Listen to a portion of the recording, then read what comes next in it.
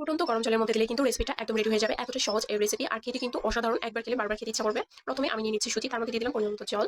তারপর এটাকে রেস্টে রেখে দিতে হবে 10 মিনিটের জন্য। জলটা কিন্তু খুবই অল্প পরিমাণে দিতে হবে, জাস্ট সুজিটা একটু ভিজবে। তারপর আমি আলু সিদ্ধ করে নিয়েছি, এখানে একটা সিদ্ধ করা আলু আমি গ্রেট করে দিচ্ছি। দেখতে পাচ্ছেন খুব ভালোভাবে গ্রেটারের সাহায্যে গ্রেট করে দিতে হবে। আলুটা গ্রেট করা হয়ে গেলে আমি এখানে দিয়ে দিব স্বাদ মতো লবণ, আর তারপর এখানে দিয়ে দিব কর্নফ্লাওয়ার। আমি এখানে 3 টেবিল চামচ কর্নফ্লাওয়ার দিয়েছি। এখানে কিন্তু আমি কোনো প্রকার ময়দা দিইনি। ময়দাটা কিন্তু এখানে অ্যাভয়েড করার চেষ্টা করবেন, তাহলে কিন্তু রেসিপিটা খেতে দুর্দান্ত হবে। ময়দা দিলে কিন্তু টেস্টটা একটু বাজে আসবে। দেখতে পাচ্ছেন খুব ভালোভাবে মথে নিয়েছি। তারপর মথা শেষ হয়ে গেলে আমি এখানে দিয়ে দিচ্ছি একটু তেল। বানানোর সময় যেন হাতে লেগে না আসে, সেজন্য কিন্তু আমি এখানে তেলটা দিয়েছি। এখন আমি গোল গোল করে এখান থেকে বানিয়ে নিব। দেখতে পাচ্ছেন বানানোটা খুবই সহজ। একটা বোতলের মুখ দিয়ে কিন্তু আমি ডিজাইনটা করেছি।